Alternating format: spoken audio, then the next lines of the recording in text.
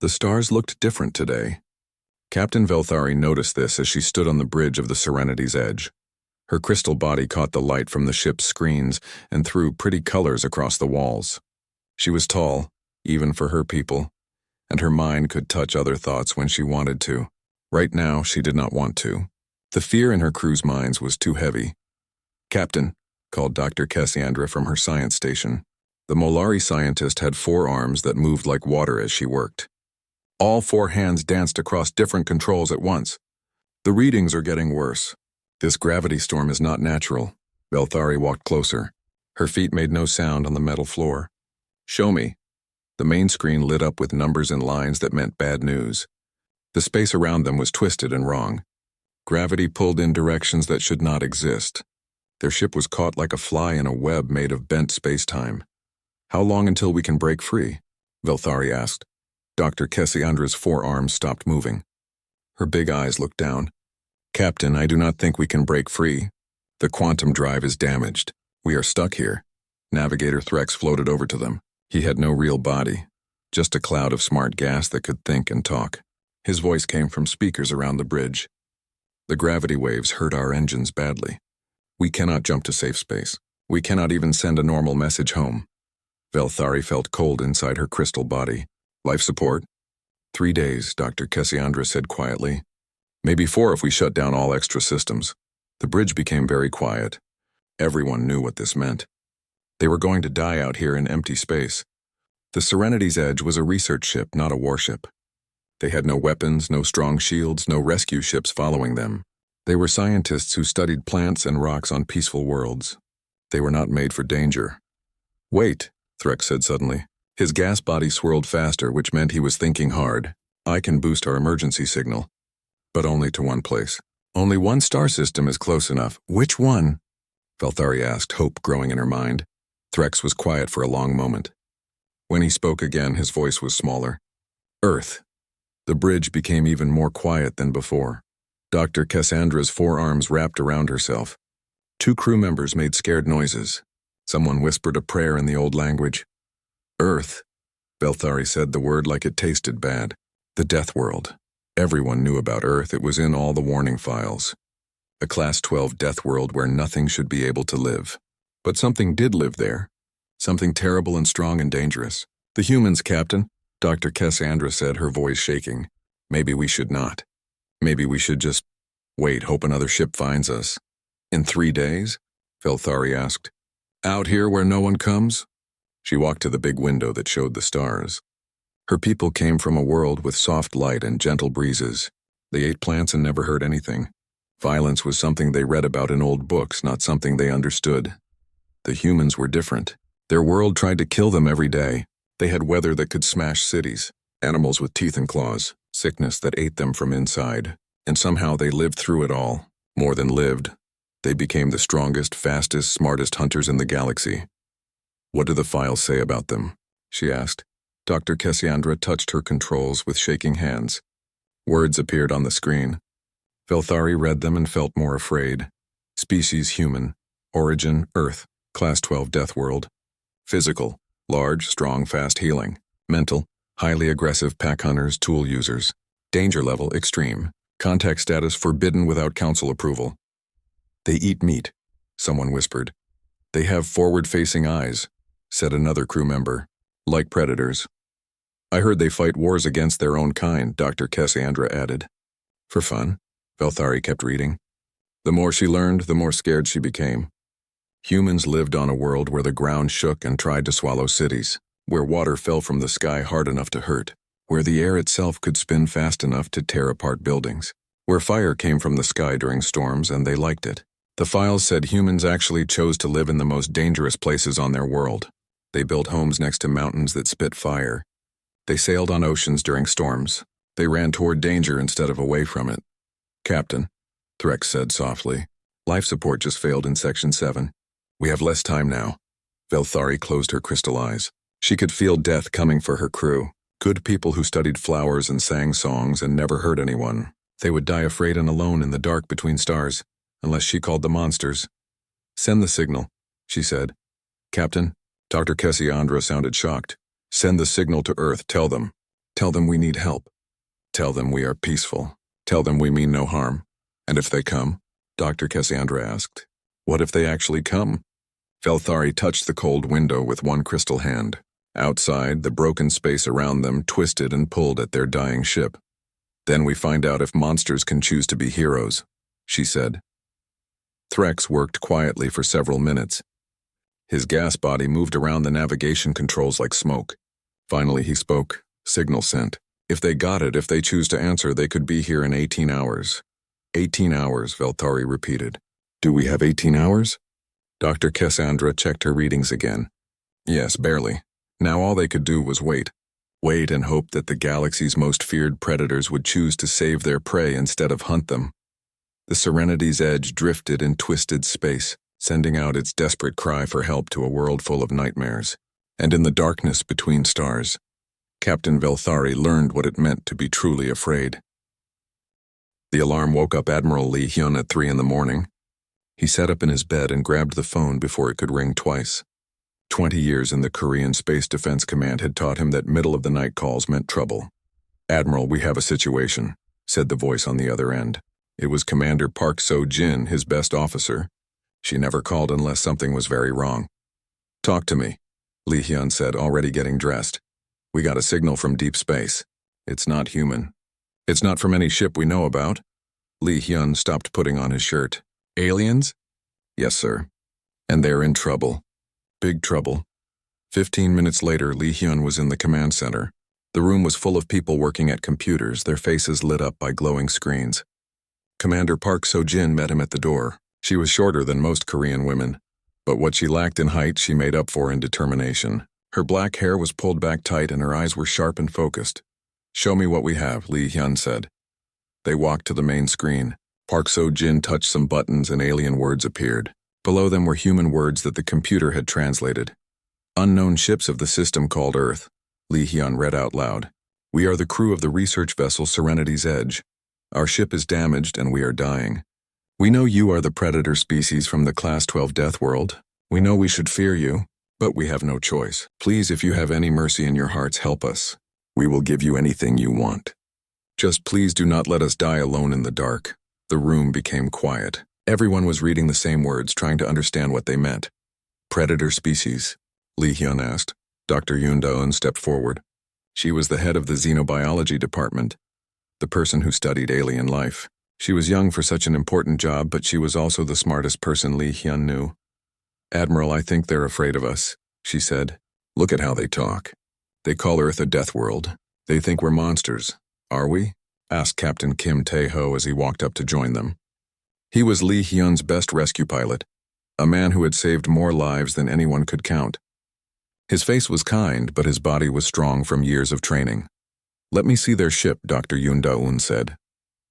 The screen changed to show a picture of space. In the middle was a small ship that looked broken and hurt. It was pretty, with smooth curves and soft colors. It looked like it was made by people who had never seen a war. How many people on board? Lee Hyun asked. 15, Park So-jin said. All different species. The computer says they're scientists. Scientists asking monsters for help. Captain Kim Tae-ho said quietly. They must be really scared. Lee Hyun studied the message again. These aliens thought humans were dangerous predators. They were so afraid that asking for help from humans felt like asking wolves to save sheep. But they did it anyway because dying alone was worse than facing their nightmares. Where are they? He asked. 18 hours away if we push the engines hard, Park So-jin said. Life support? Unknown. But if they're calling for help, it can't be good. Lee Hyun walked around the room thinking. Everyone watched him and waited. This was not just about saving some aliens. This was about what kind of people humans wanted to be. The aliens thought humans were monsters. Maybe this was a chance to show them something different. Dr. Yoon Da-eun, he said. What do we know about these species? She touched her tablet and read from it. The message came from a Zephyrian captain. They're crystal-based life forms from a low-gravity world. Very peaceful. The ship also has Molari, who are plant-eaters with 4 arms, and Etherians who are basically smart gas clouds.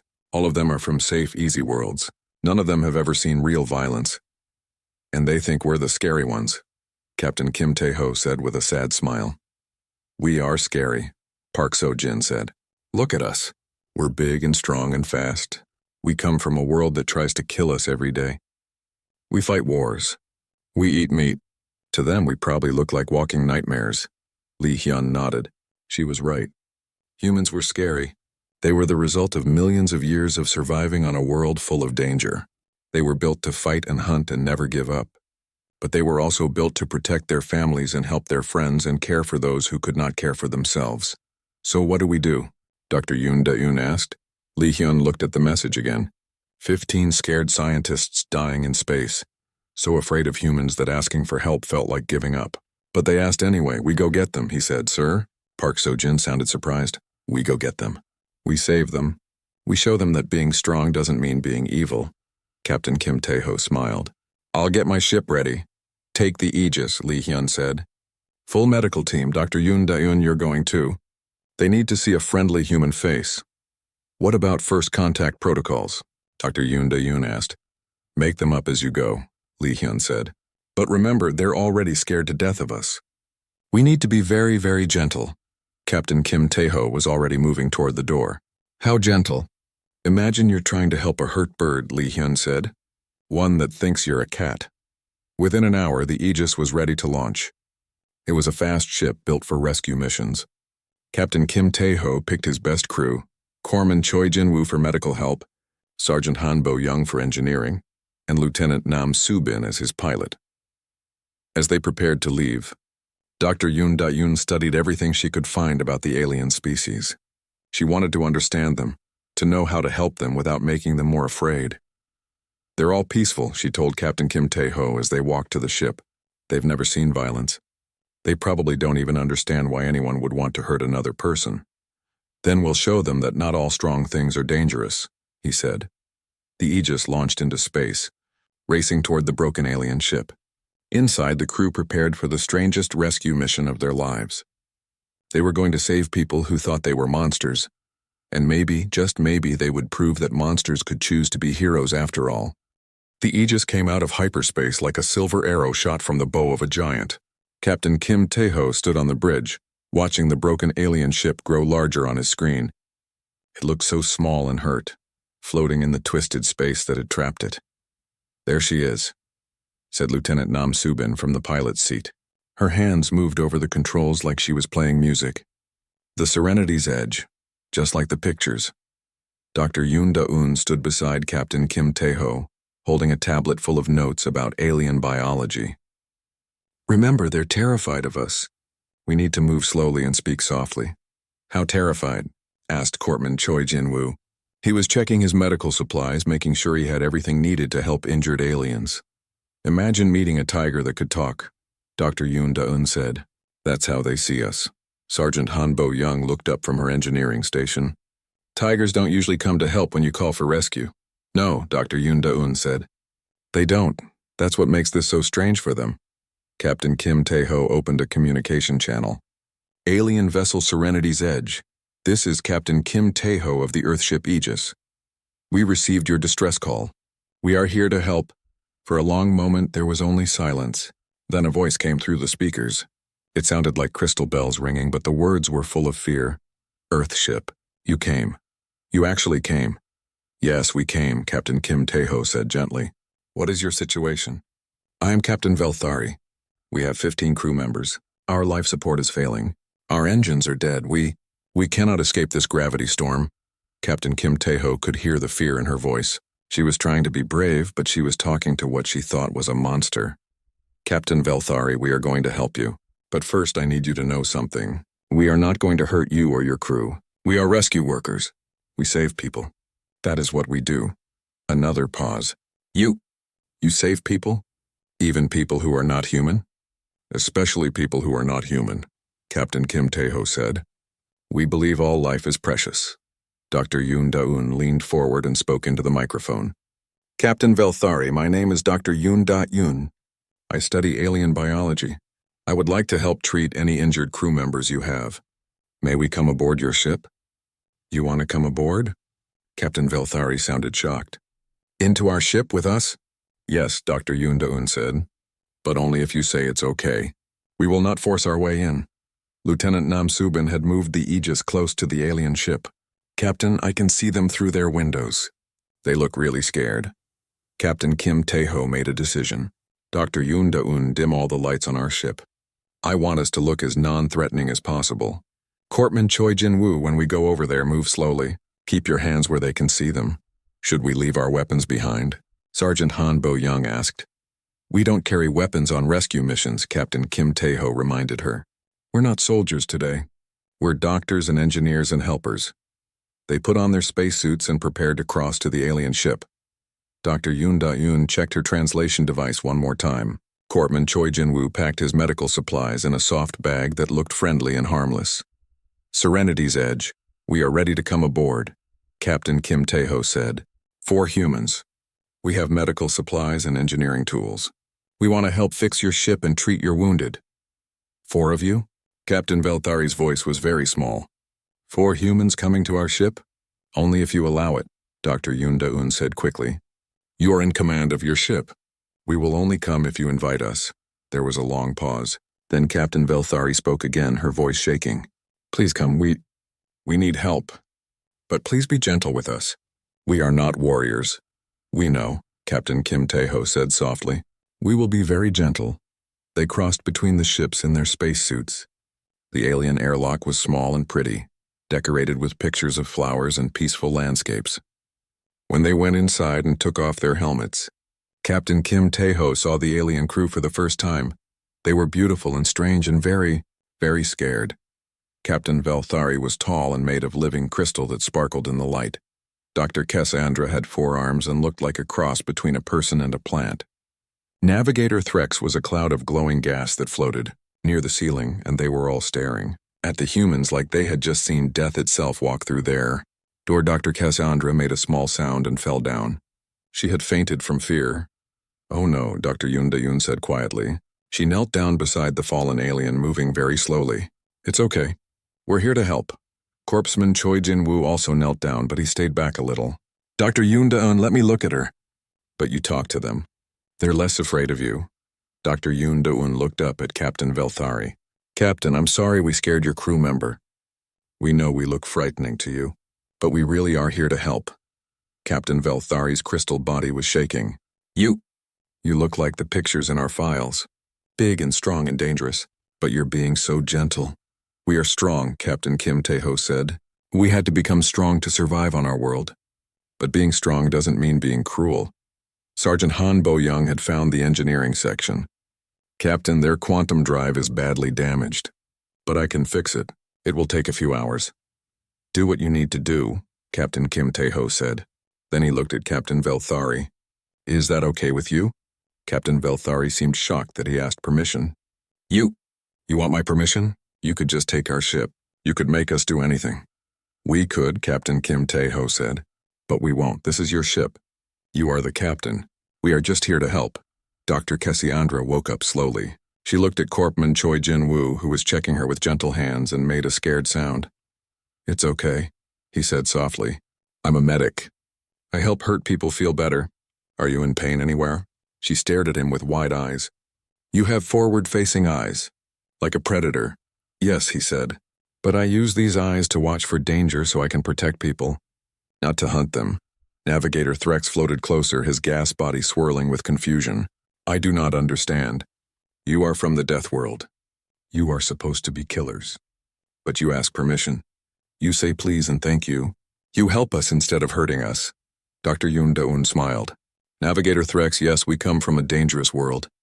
But that world taught us something important. It taught us to take care of each other. When everything around you is trying to kill you, you learn that life is precious. You learn to protect it. Even alien life? Captain Velthari asked. Especially alien life, Captain Kim Tae-ho said. Because if we can save you, maybe other people will believe that strong doesn't have to mean evil. For the first time since the humans arrived, Captain Velthari stopped shaking. She looked at these strange creatures from the Deathworld, watching them work to save her ship and her crew, and she began to understand something new. Maybe monsters could choose to be heroes after all.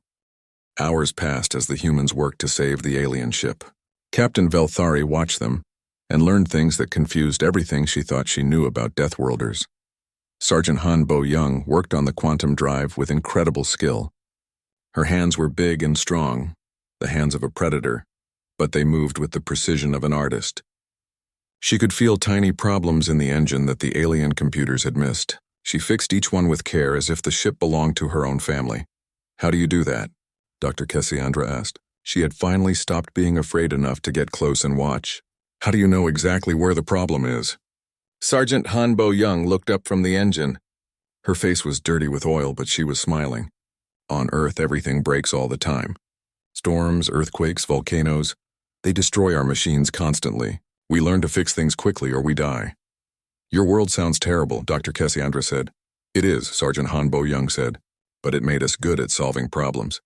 And right now your broken engine is a problem I can solve." She went back to work, her strong hands moving with impossible gentleness through the delicate alien machinery. In the medical bay, Corpsman Choi Jin-woo was treating crew members who had been hurt when the gravity storm hit their ship. He worked with the same careful precision as Sergeant Hanbo Young. His large fingers, designed for fighting and climbing and surviving, moved like those of a surgeon as he healed alien wounds. "I do not understand your biology," he told an injured Malari crew member, "but pain is pain, and I know how to stop pain." The alien crew member had been cut by broken glass when the ship shook. Corpsman Choi Jin-woo cleaned the wound and covered it with human medical gel that would work on any kind of biology. "There," he said softly. "That should feel better soon." "Why do you carry medicine that works on aliens?" the crew member asked.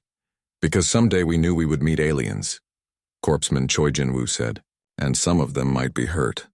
We wanted to be ready to help." Meanwhile, Lieutenant Nam Soo-bin had taken over navigation to guide both ships out of the gravity storm. Captain Velthari watched her work and felt amazed. The human pilot moved through the dangerous twisted space like she was dancing. Her reflexes were faster than any computer, her understanding of three-dimensional movement perfect. "How do you fly so well?" Captain Velthari asked. "Earth has gravity that's 3 times stronger than most worlds," Lieutenant Nam Soo-bin said, as she guided them around another gravity wave. "And our sky is full of storms and flying predators. We learn to move in 3 dimensions from the time we're children, or the sky kills us." "Your childhood sounds like a war," Navigator Threx said, his gas body swirling as he watched her work. "It kind of is," Lieutenant Nam Soo-bin said, "but it's also beautiful. Earth has sunsets that make you cry and storms that make you feel alive. It's dangerous and wonderful at the same time." Dr. Yoon Da-eun had been talking with the alien crew, learning about their worlds and their cultures. She shared human food with them, simple things like fruit and bread that wouldn't scare herbivores. As they ate together, she told them stories about Earth. "Our world has oceans that can swallow islands," she said, "mountains that breathe fire, weather that can level cities. But it also has forests full of singing birds and fields of flowers that stretch to the horizon." "How do you survive?" asked one of the younger aliens. "We take care of each other," Dr. Yoon Da-eun said simply. "When the storms come, we build shelters together. When the earthquakes shake our cities, we dig each other out of the rubble. When the sickness comes, we share our medicine. Earth taught us that alone we die, together we live." Captain Velthari listened to all of this and felt her understanding of humans change completely. "Dr. Yoon Da-eun, may I ask you something?" "Of course. Your council files say humans are aggressive and violent. They say you fight wars against your own species." Dr. Yoon Da-eun's face became sad. "That's true. We do fight sometimes. We make mistakes. We hurt each other when we should help each other." "Then why did you come to save us?" Dr. Yoon Da-eun was quiet for a moment. "Because we also learned something else from our dangerous world. We learned that every life is precious. Every person who dies is a loss that can never be fixed. So when someone calls for help, we answer, even if they're afraid of us, even if they think we're monsters." Captain Kim Tae-ho had been listening to this conversation. "Captain Velthari, can I tell you something about human nature?" "Please." "We are predators," he said. "The files are right about that. We evolved to hunt and fight and survive. But here's what the files don't say. We're also pack animals. We protect our pack. And once we decide you're part of our pack, we will die before we let anything hurt you." "Are we part of your pack now?" Captain Velthari asked quietly. Captain Kim Tae-ho smiled. "You asked for help. That makes you family," Sergeant Hanbo Young called out from the engine room. "Captain, I've got the quantum drive working again. We can get out of this gravity storm." "Excellent work," Captain Kim Tae-ho said. Then he turned to Captain Velthari. "Captain, where would you like us to take you?" Captain Velthari stared at him. "You're asking me? It's your ship. You're the captain. Where do you want to go?" "The nearest council station is Sanctuary Base," Captain Velthari said slowly. But you could take us anywhere. You could take us to Earth as prisoners." "We could," Captain Kim Tae-ho said, "but we won't. We didn't come here to take prisoners. We came here to save lives." As the two ships prepared to leave the gravity storm, Captain Velthari made an announcement to her crew. "Everyone, please listen. These humans have repaired our ship, healed our wounded, and saved our lives. They asked for nothing in return. They treated us with kindness and respect, even though they knew we were afraid of them." She looked at Captain Kim Tae-ho. "I need to change our report to the council. The files about humans are wrong. They are not monsters. They are guardians. We're just people," Captain Kim Tae-ho said. "People who believe that helping others is more important than being feared." Dr. Cassandra spoke up. "Captain Velthari, I want to add something to that report. I want to say that Earth did not make monsters. Earth made protectors. It made people strong enough to face any danger and gentle enough to heal any wound." Navigator Threx's gas body swirled with something that might have been laughter. "The galaxy thinks Deathworlders are killers, but you are the opposite. You are life-bringers." As the ships moved out of the gravity storm and into safe space, Captain Velthari realized something important. The humans could have ignored their distress call. They could have come as conquerors instead of rescuers. They could have demanded payment or taken prisoners. Instead, they had risked their own lives to save complete strangers. They had been gentle with creatures who feared them. They had worked without asking for anything in return. "Captain Kim Tae-ho," she said as they approached Sanctuary Base. "How can we repay you?" "You don't need to repay us," he said. "Just remember that being strong doesn't mean being cruel. And maybe tell other people that humans can be trusted." Captain Velthari looked at the human captain who had saved her ship and her crew. "I will tell everyone. I will make sure the galaxy knows what kind of people you really are." She paused, then asked the question that had been growing in her mind. "Will you come with us to Sanctuary Base? Will you meet with the council?" Captain Kim Tae-ho looked at his crew, then smiled. "Yes, I think it's time for humans in the galaxy to have a real conversation." Sanctuary Base was the biggest space station Captain Kim Tae-ho had ever seen. It floated in space like a small moon, covered with lights and docking bays. Ships from 100 different worlds came and went like busy insects around a hive. "It's beautiful," Dr. Yoon Da-eun said as they approached. "It's also full of people who think we're monsters," Corpsman Choi Jin-woo added quietly. Captain Kim Tae-ho watched the station grow larger on their screen. "Then we'll show them they're wrong." The docking bay they were given was huge, designed for ships much larger than the Aegis. As they landed, Captain Kim Tae-ho could see crowds of aliens gathering to watch through the windows. Word had already spread that Deathworlders were coming to the station. "Captain," Lieutenant Nam Soo-bin said from her pilot seat, "I'm reading a lot of security ships out there. They're not taking any chances. Can you blame them?" Sergeant Han Bo-young asked. "According to their files, we're the scariest things in the galaxy." Admiral Counselor Yuthara was waiting for them in the docking bay. She was a Mallory like Dr. Cassandra, but older and wearing the bright robes of high office. Her forearms moved nervously as she watched the human ship land. Behind her stood rows of security guards from different species. They all carried weapons and looked ready for trouble. Captain Kim Tae-ho sighed. This was not the welcome he had hoped for. "Remember," he told his crew as they prepared to leave their ship, "move slowly. Keep your hands visible. Smile, but not too much. Some species think showing teeth is threatening." They walked down the ramp from their ship, and Captain Kim Tae-ho heard sounds of fear from the crowd. He was tall and broad-shouldered, built for the heavy gravity of Earth. His crew looked just as strong and dangerous. To aliens from peaceful worlds, they must look like walking nightmares. Admiral Counselor Yuthara stepped forward. Her voice was steady, but Captain Kim Tae-ho could see the fear in her eyes. "I am Admiral Counselor Yuthara of the Galactic Council. You are the humans who responded to the distress call?" "Yes, ma'am," Captain Kim Tae-ho said politely. "I am Captain Kim Tae-ho of the Earthship Aegis. These are my crew members, Dr. Yoon Da-yoon, Corpsman Choi Jin-woo, Sergeant Han Bo-young, and Lieutenant Nam Soo-bin." He gestured to the Serenity's edge, which had landed beside them. We brought Captain Velthari and her crew home safely. Admiral Counselor Ithara looked confused. You brought them home? You did not take them prisoner? No, ma'am, Captain Kim Tae-ho said. We rescued them. That's what rescue workers do. Captain Velthari walked down from her own ship, her crystal body sparkling under the station's lights. She moved straight to Admiral Counselor Ithara, ignoring the security guards. Counselor Ithara, she said loudly, so everyone could hear, I need to make an official report. The files about humans are wrong. Completely wrong, the crowd murmured with surprise. Admiral Counselor Ithara's forearms gestured for quiet. Captain Velthari, please explain. Captain Velthari turned to face the crowd. My ship was dying in a gravity storm. We had hours to live. We sent a distress call to the only system close enough to help, Earth. We were terrified. We thought we were calling monsters to come and finish us. Her voice grew stronger. Instead, they sent angels. She pointed to Captain Kim Tae-ho and his crew. These humans risked their own lives to save us. They asked for nothing in return. They treated us with kindness and respect. They fixed our ship, healed our wounded, and guided us to safety. Dr. Cassandra stepped forward to join her captain. The humans could have taken our ship. They could have made us prisoners. They could have demanded payment. Instead, they asked permission to help us. They said please and thank you. They were gentle with us when they could have been cruel. Navigator Threx floated over the crowd, his gas body glowing brighter with emotion. I have studied the navigation data.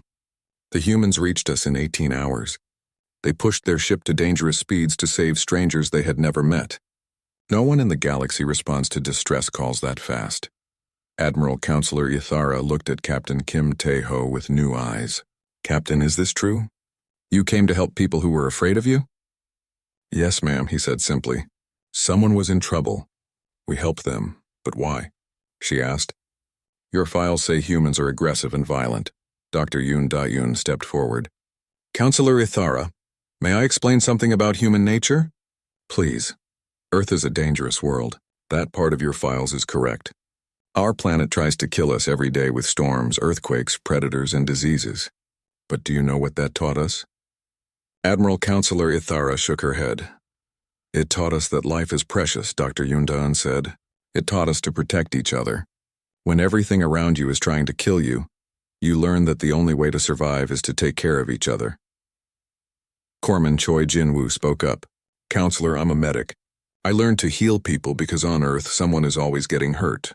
But I don't just heal humans. I heal anyone who needs help. And I'm an engineer, Sergeant Han Bo-young added.